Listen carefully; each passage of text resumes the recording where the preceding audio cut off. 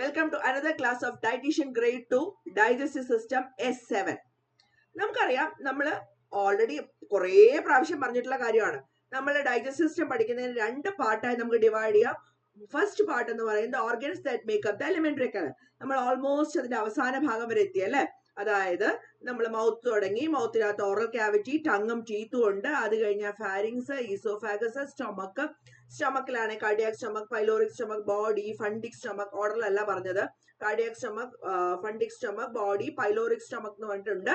അത് കഴിഞ്ഞാൽ it leads to small intestine, duodenum, jejunum and ileum. Then it leads to large intestine, caecum, colon and rectum. Rectum opens out through anus. ഇത്രയും കാര്യങ്ങളാണ് the organs that make up the alimentary canal. നമ്മൾ almost എല്ലാ കാര്യങ്ങളും അതിനെക്കുറിച്ച് മനസ്സിലാക്കുകയുണ്ടായി. ഇനി നമ്മൾ പഠിക്കാൻ പോകുന്നത് എന്താണ്? സെക്കൻഡ് പാർട്ടാണ് അല്ലെ. ഏതൊക്കെയാണ് ആക്സറി ഡൈജസ്റ്റീവ് ഗ്ലാൻസ്, അല്ലെങ്കിൽ ഏതൊക്കെ ഗ്ലാൻസ് ആണ് ഡൈജഷൻ എന്ന പ്രോസസ്സിനെ അസിസ്റ്റ് ചെയ്യുന്നത്? നമുക്ക് ക്ലാസ്സിലേക്ക് കടക്കാം. ഞാൻ പത്മശ്രീ രാധാകൃഷ്ണൻ. നമ്മുടെ ഹ്യൂമൻ ഡൈജസ്റ്റീവ് സിസ്റ്റത്തിലെ ഏറ്റവും പ്രധാനപ്പെട്ട ഒരു ഗ്ലാൻഡ് ആണ് salivary gland. Salivary gland, there are three pairs of salivary glands: parotid gland, sublingual gland, submandibular or submaxillary glands. The first one is parotid gland. Parotid gland. ഇവിടെയാണ് ഏകദേശം parotid gland ഇരിക്കുന്നത്. നിങ്ങൾക്ക് ആ ഫിഗറിൽ നന്നായിട്ട് കാണാം. parotid gland ഇൻഫ്ലമേഷനെയാണ് നമ്മൾ moms എന്ന് പറയുന്നത്. മംസ്. അപ്പോൾ parotid glandൽ ഉണ്ടാവുന്ന ഇൻഫെക്ഷൻ ആണ്, വൈറൽ ഇൻഫെക്ഷൻ ആണ് മംസ് അല്ലെങ്കിൽ മുണ്ടിനീര് എന്നൊക്കെ പറയുന്ന അസുഖം. അപ്പൊ പരോട്ടിഡ് ഗ്ലാൻഡ് ഏകദേശം എവിടെയാണെന്ന് മനസ്സിലായിട്ടുണ്ടാവും. പരോട്ടിഡ് ഗ്ലാൻഡ് ആണ് ലാർജസ്റ്റ് സലേവറി ഗ്ലാൻഡ്. രണ്ട് സൈഡിലും ഉണ്ട്. Largest salivary gland parotid gland ആണ്. One out each side of the face, just below and in front of the ear. ചെവിക്ക് മുമ്പിലായിട്ട് കുറച്ച് താഴെയായിട്ട് കാണുന്ന ആ ഭാഗത്ത്, അതായത് നമ്മള് മുണ്ടിനീര്, താഴവീക്കമൊക്കെ വരുന്ന വീങ്ങുന്ന ഭാഗത്തിനെയാണ് പരോട്ടിഡ് ഗ്ലാൻഡ്. അവിടെയാണ് പരോട്ടിഡ് ഗ്ലാൻഡ്. അതിന്റെ ഇൻഫ്ലമേഷൻ ആണ് ശരിക്കും പരോട്ടിഡ് ഗ്ലാൻഡ്. അത് പറയാൻ വേണ്ടിയിട്ടാണ് ഞാൻ ഈ മംസിന്റെ കാര്യം പറഞ്ഞത്. അപ്പോ നമുക്കറിയാം ഈ സലൈവറി ഗ്ലാൻഡ് എന്ന് പറയുന്നത് ഒരു എൻഡോക്രൈൻ ഗ്ലാൻഡ് അല്ല, എക്സോക്രൈൻ ഗ്ലാൻഡ് ആണ്. എക്സോക്രൈൻ ഗ്ലാൻഡ് എന്ന് പറഞ്ഞാൽ ഡക്റ്റഡ് ഗ്ലാൻഡ് ആണ്. തീർച്ചയായിട്ടും സലൈവറി ഗ്ലാൻഡ് ഡക്റ്റഡ് ഗ്ലാൻഡ് ആണ്. അത് ഡക്റ്റ് ഉണ്ട്, അതിന്റെ സെക്രീഷൻ ഡക്റ്റിൽ കൂടെയാണ് വരുന്നത്. എൻഡോക്രൈൻ ഗ്ലാൻഡ്സ് നമുക്കറിയാമല്ലോ, അത് ഡക്ട്ലെസ് ഗ്ലാൻഡ്സ് ആണ്. അപ്പൊ അതുപോലെ അല്ല സലൈവറി ഗ്ലാൻഡ്, ഡക്റ്റഡ് ഗ്ലാൻഡ് ആണ്. അപ്പൊ ഈ സലൈവറി ഗ്ലാൻഡിന്റെ അല്ലെങ്കിൽ പരോട്ടിഡ് ഗ്ലാൻഡിന്റെ ഒന്നാമത്തെ സലൈവറി ഗ്ലാൻഡ് ആണ് parotid. Largest salivary gland parotid ആണ്. പരോട്ടിഡ് എവിടെയാണ്?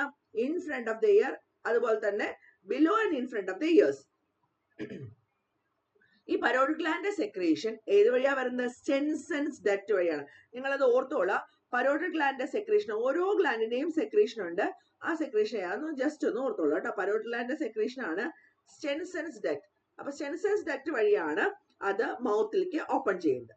Opens into the mouth opposite to the site of second upper molar tooth. Second upper molar tooth എവിടെയാണെന്ന് ചോദിച്ചാൽ നമുക്ക് അറിയാലോ, ലാസ്റ്റ് മോളാർ ടൂത്ത് ആണ് നമുക്ക് വരുന്നത്, വിസ്ഡം ടീത്ത് എന്ന് പറഞ്ഞിട്ട്. അപ്പൊ നമുക്ക് എത്ര മോളാർ ടൂത്ത് ഉണ്ട്? മുകളില് 3, താഴെ മുകളില് ഒരു സൈഡില് 3, മറ്റേ സൈഡില് 3. അപ്പൊ ഞാൻ പറഞ്ഞു അതില് നമുക്ക് ലാസ്റ്റ് വരുന്നതിന് തൊട്ട് മുമ്പിലത്തെ, അതാണ് സെക്കൻഡ് അപ്പർ മോളാർ ടൂത്ത്. അവിടെ ആയിട്ടാണ്, opposite to the site of second upper molar ടൂത്തിലായിട്ടാണ് നമ്മുടെ Stensen's duct parotid gland secretion കൊണ്ടുവന്നത്. ആ പരോട്ടിഡ് ഗ്ലാൻഡ് എവിടെയാണ്? പരോട്ടിഡ് ഗ്ലാൻഡ് എവിടെയാന്ന് ചോദിച്ചാൽ just below and in front of the ears. വേറെ പ്രത്യേകത എന്താ? പരോട്ടിഡ് ഗ്ലാൻഡ് ആണ് largest of the salivary gland. Parotid gland ducted glands ആണ്. Duct is known as Stensen's duct. Stensen's duct. Okay, ഇത്രയും കാര്യങ്ങൾ മനസ്സിലായി. Inflammation of the parotid gland is known as mumps. ഇനി അടുത്താണ് submandibular or submaxillary glands. രണ്ട് പേരിലും അറിയപ്പെടും. Submandibular or submaxillary അത് എവിടെയാണെന്ന് ചോദിച്ചാൽ അത് located embedded in the mucous membrane on the floor of the buccal cavity. Buccal ക്യാവിറ്റിയുടെ താഴെയായിട്ടാണ് ഇത് കാണുന്നത്. Submandibular, below the mandible, below the maxilla എന്ന അർത്ഥത്തിലാണ് അതിന് സബ് മാൻഡിബുലാർ എന്ന പേര് വന്നത്. Duct of this gland open in the sublingual part of the mouth under the tongue. അപ്പൊ sublingual ആണ് അടുത്ത ഗ്ലാൻഡ്. sublingual എന്ന് പറഞ്ഞാൽ below the tongue. sublingual, below the tongue. അപ്പൊ below the tongue ആണ് ഇത് ഓപ്പൺ ചെയ്യുന്നത്. അതായത് duct of this gland, mandibular, submandibular gland duct open ചെയ്യുന്നത് sublingual പാർട്ടിന്റെ ആ ഭാഗത്തേക്കാണ്. അപ്പൊ it secretes the mixture of the serous fluid and the mucus. ഈ സെക്രീഷൻ എങ്ങനെയാണ് പോണത്? ഇതിന് ഡക്റ്റിനെ പറയുന്ന പേരാണ് സബ് മാൻഡിബുലാർ ഡക്റ്റ് അല്ലെങ്കിൽ വാർട്ടൻസ് ഡക്റ്റ്. പരോട്ടിഡ് ഗ്ലാൻഡ് ഡക്ട് എന്ന് പറയുന്ന സ്റ്റെൻസൻസ് ഡക്ട് ആണ്. സബ് മാൻഡിബുലാർ ഡക്ട് അല്ലെങ്കിൽ സബ് മാൻഡിബുലാർ ഗ്ലാൻഡിഡ് ഡക്ട് എന്ന് പറയുന്നത് വാട്ടൻസ് ഡക്ട് ആണ്. Sub mandibular below the mantle, that is on the floor of the buccal cavity. Sublingual gland, smallest salivary gland ആണ് sublingual. Sublingual എവിടെയാണെന്ന് ചോദിച്ചാൽ ഇതിനകത്ത് ഏറ്റവും പ്രധാനപ്പെട്ട ബിലോ ദ ടങ് എന്ന് പറയുന്നതാണ് ഏറ്റവും എളുപ്പം. It is located between the muscles of the oral cavity. It is different from other salivary gland as it lacks striated ducts. Striated ducts. അതുകൊണ്ട് തന്നെ ഇത് ഡയറക്റ്റ് ആയിട്ട് ducts of Rivinus, sublingual glands അതിന്റെ secretion duct of Rivinus വഴിയാണ് പോണത്. It is the only unencapsulated major salivary gland. ചെറുതാണെങ്കിലും uncapsulated ആയിട്ടുള്ള major ആയിട്ടുള്ള സലൈവറി ഗ്ലാൻഡ് ആണ് സബ്ലിംഗ്വൽ ഗ്ലാൻഡ്. ഇപ്പൊ sublingual gland, submandibular or submaxillary gland, parotid gland, ഇവരുടെയൊക്കെ collective secretion ആണ് സലൈവ എന്ന് പറയുന്നത്. അപ്പൊ ആദ്യത്തെ ആക്സറി ഡൈജസ്റ്റീവ് ഗ്ലാൻഡ് എന്ന് പറയുന്നത് സലൈവറി ഗ്ലാൻഡ് ആണ്. 3 pairs of salivary glands. 3 pairs are parotid, submaxillary or submandibular. Third one is sublingual. സലൈവയുടെ ഫംഗ്ഷൻ എന്താ? സലൈവയുടെ ഫംഗ്ഷൻ എന്ന് പറഞ്ഞാൽ സലൈവയ്ക്ക് പ്രത്യേകിച്ച് കളർ ഒന്നുമില്ല. സലൈവ കളർലെസ് ആയിട്ടുള്ള, ക്ലൗഡി ആയിട്ടുള്ള, ഒപ്പാലസെന്റ് ആയിട്ടുള്ള ഒരു ഫ്ലൂയിഡ് ആണ്. സലൈവറി ഗ്ലാൻഡിന്റെ കളക്റ്റീവ് സെക്രീഷൻ ആണ് സലൈവ. സലൈവയുടെ pH എത്രയാണ്? 6.8 ആണ്. 6.8 വളരെ ഓർത്തു വയ്ക്കേണ്ട ഒരു കാര്യമാണ്. സലൈവറി ഗ്ലാൻഡ് സെക്രീറ്റ് ചെയ്യുന്ന സലൈവയുടെ pH. സലൈവയുടെ pH എന്ന് പറയുന്നത് 6.8 ആണ്. ഓർത്തു വെക്കണേ. With a range of 5.6 to 7.6. പക്ഷെ നമ്മൾ ഒപ്റ്റിമം pH വാല്യൂ എന്ന് പറയുന്നത് 6.8 ആണ്. നമ്മുടെ വായിൽ, മൗത്തിലാണ് സെക്രീറ്റ് ചെയ്യുന്നത് അല്ലെ? സലൈവ സെക്രീറ്റ് ചെയ്യുന്നത് മൗത്തിലാണ്. ആ സലൈവ സെക്രീഷൻ എന്ന് പറയുന്നത് keep the buccal cavity moist. Buccal ക്യാവിറ്റിയെ മോയിസ്റ്റ് ആയി വെക്കും. നമ്മുടെ ഫുഡ് അവിടെ പ്രസന്റ് ആയിരിക്കും. It mixes with the saliva and it mixes with the saliva. സലൈവയില് മിക്സ് ചെയ്ത് സലൈവയെ ലൂബ്രിക്കേറ്റ് ചെയ്ത് അതൊരു പേസ്റ്റ് പോലെ ആക്കി it becomes the bolus. Bolus ആക്കി മാറ്റുന്നത് when food mixes with the saliva, it converts into a semi-solid form അല്ലെങ്കിൽ paste like substance. It is known as bolus. ഇതാണ് ഡൈജഷനെ ഇനിഷ്യേറ്റ് ചെയ്യുന്നത്. ഡൈജഷനെ ഇനിഷ്യേറ്റ് ചെയ്യുന്ന പറയുന്നത് നമുക്കിവിടെ ഡൈജഷനെ കുറിച്ച് പറയുന്നില്ല എങ്കിൽ പോലും ഞാൻ പറയാം. ഡൈജഷനെ പറ്റി ഞാൻ സെപ്പറേറ്റ് ആയിട്ട് പറയുന്നുണ്ട്, അതുകൊണ്ടാണ് ഇവിടെ പറയുന്നില്ല എന്നുണ്ട്. അതായത് സലൈവറി അമിലേസ് എന്ന് പറയുന്ന ഒരു എൻസൈം കൂടി ഇവിടെ ഉണ്ട്. ആ എൻസൈം ആണ് സ്റ്റാർച്ചിനെ മാൾട്ടോസ് ആക്കുന്നത്. അപ്പൊ ഡൈജഷൻ എവിടെ സ്റ്റാർട്ട് ചെയ്യും? ഡൈജഷൻ മൗത്തിൽ സ്റ്റാർട്ട് ചെയ്യും with the help of saliva or with the help of salivary enzyme. Salivary enzyme is salivary amylase അല്ലെങ്കിൽ ptyalin. So it also initiate digestion. സലൈവയിൽ എന്താണുള്ളത്? 99% വാട്ടർ ആണ്. 1 to 1% ആണ് ബാക്കിയുള്ളത്. മെയിൻ കണ്ടന്റ് എന്ന് പറയുന്നത് വാട്ടർ തന്നെയാണ്. സലൈവ എന്താ ചെയ്യുന്നത്? അതൊരു വിസ്കസ് ആയിട്ടുള്ള, കളർലെസ് ആയിട്ടുള്ള ഫ്ലൂയിഡ് ആണ്. അതിന്റെ pH എന്ന് പറയുന്നത് 6.8 ആണ്. It makes the buccal cavity or keep the buccal cavity moist, initiate digestion അല്ലെ? അതുപോലെ it mixes with the food and changes the food into a bolus form. എന്താണ് സലൈവയിലെ enzyme? Saliva possess a large number of enzymes such as amylase, lysosome acid phosphatase, aldolase, cholesterases, lysosome, maltase, catalases, lipases, ureases, proteases. ഇതിനകത്ത് ഏറ്റവും പ്രധാനപ്പെട്ട രണ്ടെണ്ണം എന്ന് നമുക്ക് പറയാവുന്നത് ഒന്ന് അമൈലേസ് ആണ്. അമൈലേസ് എന്ന് പറഞ്ഞാൽ salivary amylase. Salivary amylase is known as ടയാലിൻ. ടയാലിൻ എന്ന് പറയുന്ന സലൈവറി അമിലേസിന്റെ മറ്റൊരു പേരാണ്. അതാണ് നമ്മുടെ ടയാലിൻ. ടയാലിൻ എന്ന് പറയുന്ന സലൈവറി അമിലേസിന്റെ മറ്റൊരു പേരാണ്. ടയാലിൻ ആണ് നമ്മുടെ മാൾട്ടോസ്, സ്റ്റാർച്ചിനെ മാൾട്ടോസ് ആക്കി മാറ്റുന്നത്. അപ്പൊ കാർബോഹൈഡ്രേറ്റ് ഡൈജഷൻ തുടങ്ങുന്നത് നമ്മുടെ മൗത്തിൽ വെച്ചാണ് ടയാലിൻ. ഓക്കെ. ഇനി ലൈസോസൈം എന്ന് പറഞ്ഞാൽ ലൈസോസോം പ്ലസ് എൻസൈം ആണ് ലൈസോസൈം. ലൈസോസൈം എന്ന് പറഞ്ഞാൽ ലൈസോസോമിലുള്ള എൻസൈം ആണ്. ലൈസോസോം എന്താ ചെയ്യാ? Lysosomes are suicidal bags. അത് ഫാഗോസിറ്റിക് ആണ്.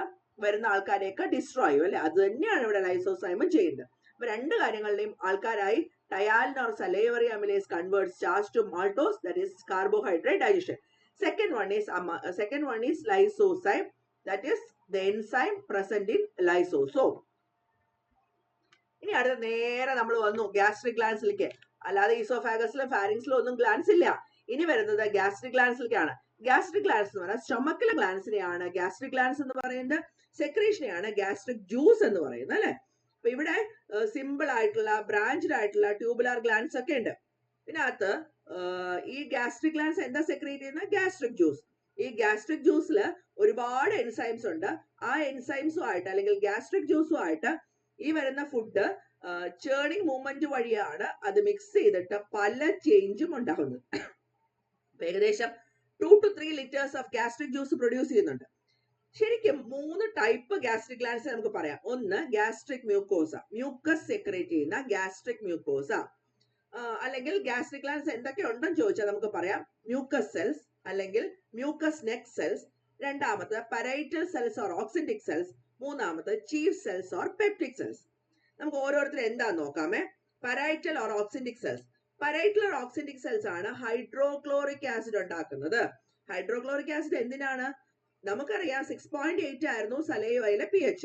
അപ്പൊ സലൈവയിലെ pH നേരെ മാറി ഇവിടെ വരുമ്പോ അസിഡിക് pH ആണ്. അസിഡിക് pHൽ ഇവിടുത്തെ എൻസൈം, പ്രധാനപ്പെട്ട എൻസൈമായ പെപ്സിൻ വർക്ക് ചെയ്യില്ല. പെപ്സിൻ വർക്ക് ചെയ്യണമെങ്കിൽ അതിനാവശ്യമുള്ള ഒരു pH പ്രൊവൈഡ് ചെയ്യണം, ഒരു അസിഡിക് pH പ്രൊവൈഡ് ചെയ്യണം. അപ്പൊ അസിഡിക് pH പ്രൊവൈഡ് ചെയ്യുന്നതിന് വേണ്ടിയിട്ടാണ് ഹൈഡ്രോക്ലോറിക് ആസിഡ് ഇവിടെ ഉള്ളത്. അപ്പൊ സലൈവയിലുള്ള pH 6.8 ആണെങ്കിൽ അതിനെ കുറച്ച് 1.8 ആക്കിയാലേ ഇവിടെ കാര്യങ്ങൾ നടക്കുള്ളൂ. കാരണം പെപ്സിൻ ആക്ട് ചെയ്യണമെങ്കിൽ ഒരു അസിഡിക് മീഡിയം വേണം. ആ അസിഡിക് മീഡിയം പ്രൊവൈഡ് ചെയ്യുന്ന ഹൈഡ്രോക്ലോറിക് ആസിഡ് ആണ്. അത് മാത്രമല്ല അവിടെയുള്ള മൈക്രോ ഓർഗാനിസിനെ ഡിസ്ട്രോയ് ചെയ്യുന്നതും ഹൈഡ്രോക്ലോറിക് ആസിഡ് ആണ്. ഹൈഡ്രോക്ലോറിക് ആസിഡ് ആരാ പ്രൊഡ്യൂസ് ചെയ്യുന്നത്? Parietal cells or oxyntic cells. ഇനി അടുത്തതാണ് ചീഫ് സെൽസ്. ചീഫ് സെൽസ് എന്താ സെക്രീറ്റ് ചെയ്യുന്നത്? ചീഫ് സെൽസ് സെക്രീറ്റ് ചെയ്യുന്നത് പെപ്സിനോജൻ ആണ്. അത് ഇനാക്റ്റീവ് ഫോം ആണ്, അത് പെപ്സിൻ ആവണം. അത് ചെയ്യുന്നത് ആരാണ്? ഹൈഡ്രോക്ലോറിക് ആസിഡ് ആണ്. അപ്പൊ പരൈറ്റൽ സെൽസ് സെക്രീറ്റ് HCl. HClന്റെ ഫംഗ്ഷൻ എന്ന് പറഞ്ഞാൽ ഒന്ന്, it convert inactive pepsinogen into pepsin, it provide acidic medium for the action of pepsin, it destroy the microorganisms. രണ്ടാമത്തെ chief cells or peptic cells. അവർ produce ചെയ്യുന്നതാണ് pepsin, rennin, gastric lipase. Pepsin, rennin, gastric lipase എന്താന്ന് ഓരോരുത്തരായിട്ട് പറഞ്ഞുതരാം. ഇനിയുള്ളത് mucous cells ആണ്. Mucus cells എന്താ ചെയ്യുന്നത്? മ്യൂക്കസ് സെക്രീറ്റ് ചെയ്യും. അപ്പൊ ഗ്യാസ്ട്രിക് ഗ്ലാൻസിലെ 3 ആൾക്കാരാണുള്ളത്. Parietal cells or oxyntic cells which secrete HCl, chief cells or peptic cells secrete pepsin, renin and gastric lipase. Mucous neck cells അല്ലെങ്കിൽ mucous cells produce mucus. Cassell's intrinsic factor അതും secrete ചെയ്യുന്ന ആരാണ്? parietal cells ആണ്. Vitamin B12ന്റെ അബ്സോർപ്ഷന് സഹായിക്കുന്ന Cassell's intrinsic factor അതും secrete ചെയ്യുന്ന ആരാണ്? parietal cells ആണ്. ഈ സെക്രീഷൻസ് എല്ലാം കൂടെ വന്നാണ് ഗ്യാസ്ട്രിക് ജ്യൂസ് ഉണ്ടാവുന്നത് വിത്ത് pH of 2. ആക്യുറേറ്റ് ആയിട്ട് പറയണം, with pH of 1.8. 0.5% salt matter ഉള്ളൂ. അതായത് സോഡിയം ക്ലോറൈഡും potassium chloride, phosphate, mucin, pepsin, rennin, gastric lipase, hydrochloric acid ഒക്കെ ഉള്ള ഈ പറഞ്ഞ സെക്രീഷൻ എന്ന് പറയുന്നത് under the nervous and hormonal control. Gastric ഗ്ലാൻസിൽ 2 uncommon type of gland cells ഉണ്ട്. അതെന്താന്ന് പറയാം. ഇത് ക്ലിയർ അല്ലേ? ഗ്യാസ്ട്രിക് സെൽസ് എന്ന് പറയുന്നതാണ് ഗ്യാസ്ട്രിക് ജ്യൂസ് സെക്രീറ്റ് ചെയ്യുന്നത്. ഗ്യാസ്ട്രിക് ജ്യൂസ് സെക്രീറ്റ് ചെയ്യുന്ന 3 പ്രധാനപ്പെട്ട സെൽസ് ആണ് mucus cells, chief cells and oxyntic cells or parietal cells. Gastric ഗ്ലാൻസിൽ 2 എണ്ണം പ്രത്യേകമായിട്ടുള്ള ആൾക്കാരെ പറഞ്ഞില്ലേ. ഒന്ന് അർജന്റാഫിൻ സെൽസ്. അർജന്റാഫിൻ സെൽസ് എവിടെയാന്ന് ചോദിച്ചാൽ at the base of the glands. അവർ സെക്രീറ്റ് ചെയ്യുന്ന സെറട്ടോണിൻ ആണ്. സെറട്ടോണിൻ എന്ന് പറഞ്ഞാൽ എന്താണ്? വാസോ കൺസ്ട്രിക്ടർ. പേരും തന്നെ അറിയാം, വാസോ എന്ന് പറഞ്ഞാൽ വെസൽ, കൺസ്ട്രക്ടർ എന്ന് പറഞ്ഞാൽ കൺസ്ട്രക്ട് ചെയ്യുന്ന ആള്. endocrine cells that are present in the pyloric antrum and produce gastrin. This gastrin triggers the secretion of enzymes and HCl. Argentaffin cells കാണുന്നത് ഗ്ലാൻസിന്റെ ബേസിലാണ്. ഇവിടെ നിങ്ങൾക്ക് കാണാം അർജന്റാഫിൻ സെൽസ് ഗ്ലാൻസിന്റെ ബേസിലാണ്. അത് സെറട്ടോണിൻ പ്രൊഡ്യൂസ് ചെയ്യും. എൻഡോക്രൈൻ സെൽസ് പൈലോറിക് ആൻട്രത്തിലുള്ള എൻഡോക്രൈൻ സെൽസ് ഗാസ്ട്രിൻ പ്രൊഡ്യൂസ് ചെയ്യും. ഈ ഗാസ്ട്രിനാണ് ബാക്കിയുള്ള എൻസൈംസിന്റെ സെക്രീഷനും HCl സെക്രീഷനും ഒക്കെ ഹെൽപ്പ് ചെയ്യുന്നത്. അടുത്ത മൂന്നാമത്തെ ഗ്ലാൻഡ് എന്ന് പറയുന്നത് അർജന്റാഫിൻ സെൽസിന്റെ കാര്യം ഓർത്തോളൂ. മൂന്നാമത്തെ സെൽസ് എന്ന് പറയുന്നത് മൂന്നാമത്തെ ഗ്ലാൻഡ് എന്ന് പറയുന്നത് ലിവർ ആണ്. പ്രധാനപ്പെട്ട ഗ്ലാൻഡ് ആണ്. ലാർജസ്റ്റ് ഗ്ലാൻഡ് 1.3 to 1.6 കിലോഗ്രാം ആണ്. അത് located just behind the diaphragm on the right side of the upper abdominal cavity. 2 lobe ഉണ്ട്, റൈറ്റ് ലോബും ലെഫ്റ്റ് ലോബും. ഇതിൽ റൈറ്റ് ലോബ് വലുതാണ്, ലെഫ്റ്റ് ലോബ് കമ്പാരിറ്റീവ്ലി കുറച്ചുകൂടി ചെറുതാണ്. റൈറ്റ് പാർട്ടിന് എന്ന് പറഞ്ഞാൽ 3 ലോബ്സ് ഉണ്ട് ചെറുതായിട്ട്, ലെഫ്റ്റിന് 2 ഉള്ളൂ.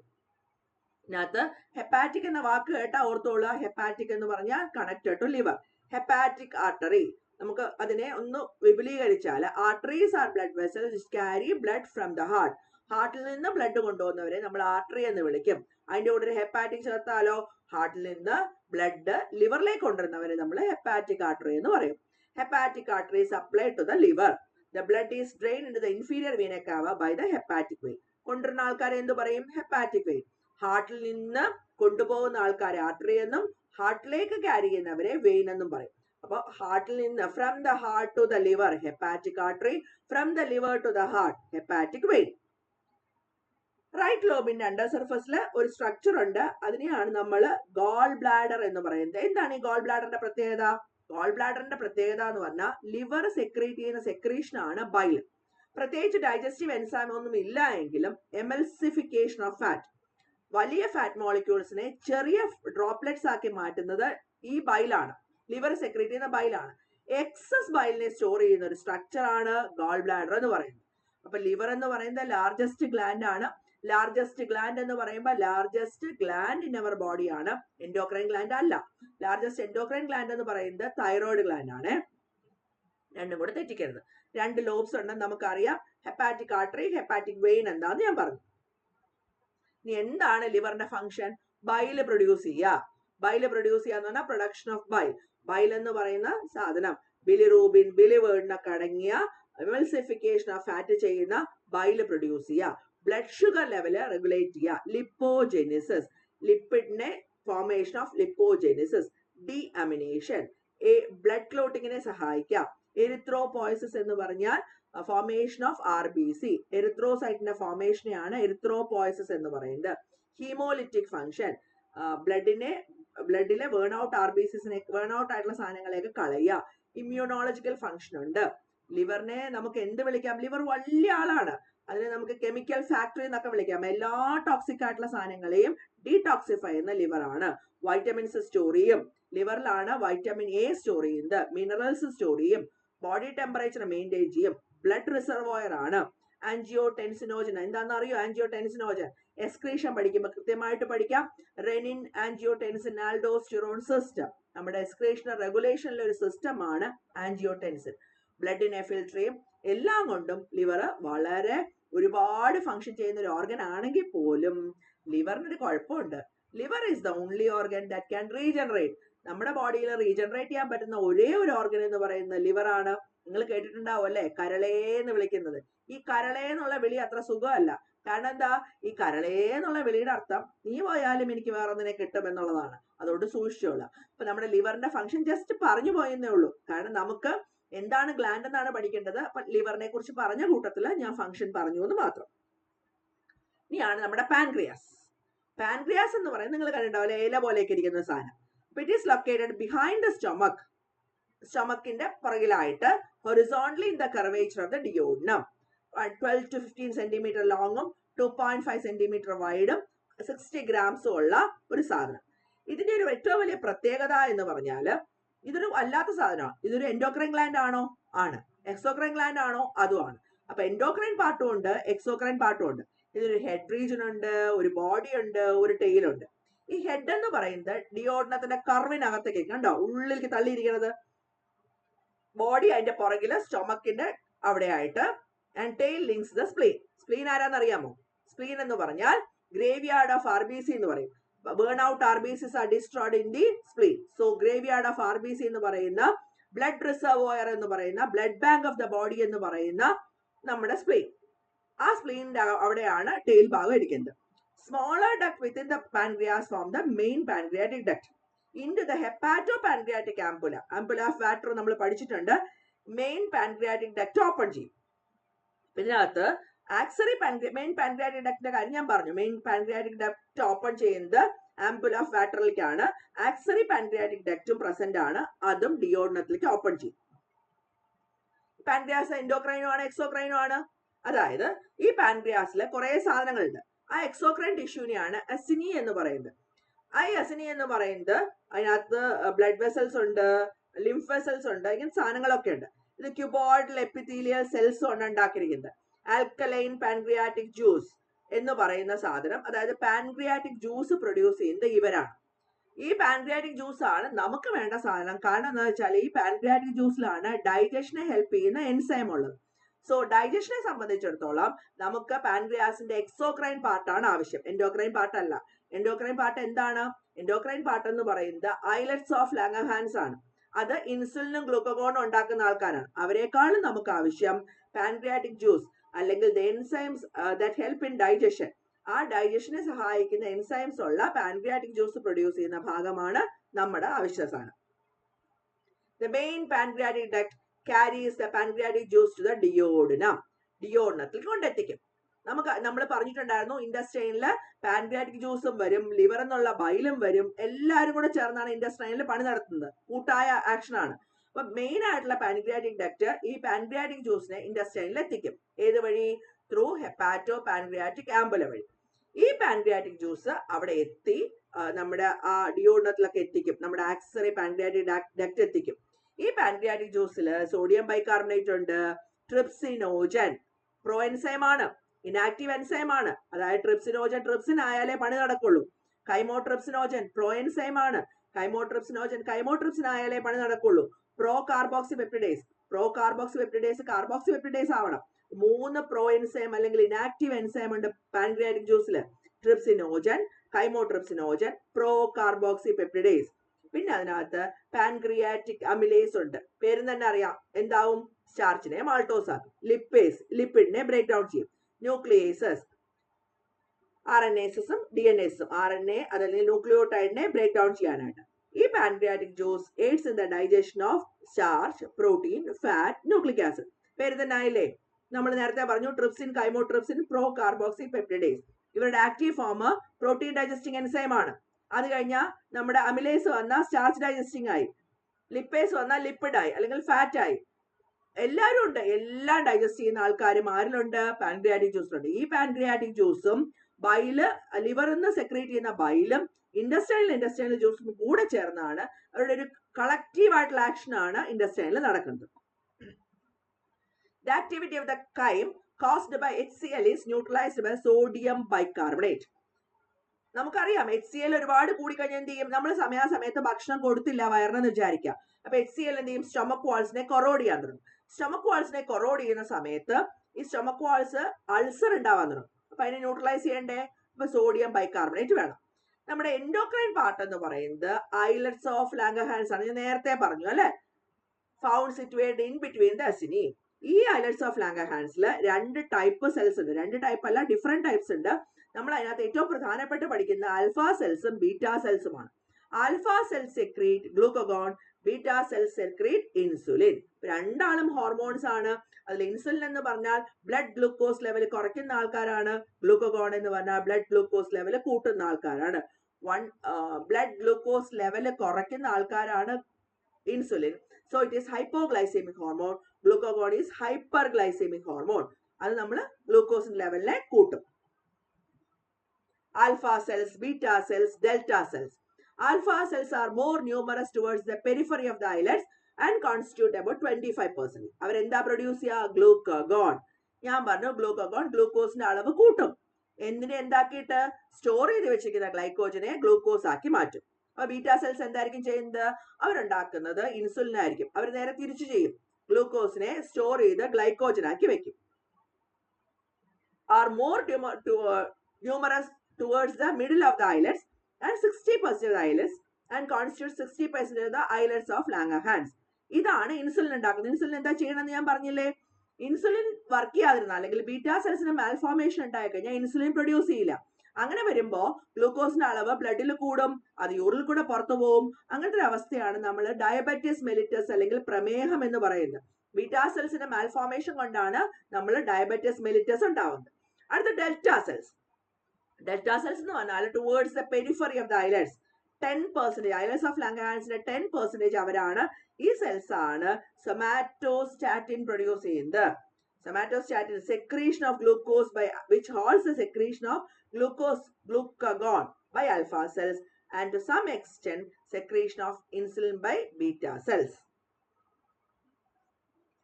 ഇനി PP cells, pancreatic polypeptide cells. അതും പാൻക്രിയാസിലുണ്ട്.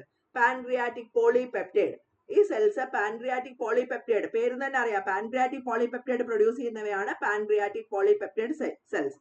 അവരെന്ത് ചെയ്യും? അവർ inhibit the release of pancreatic juice. Thus പാൻക്രിയാസിന് എന്തൊക്കെ ഫംഗ്ഷൻ ഉണ്ട്? പാൻക്രിയാറ്റിക് ജ്യൂസ് ഉണ്ട്, അതുപോലെ തന്നെ പ്രൊഡക്ഷൻ ഓഫ് ഹോർമോൺ.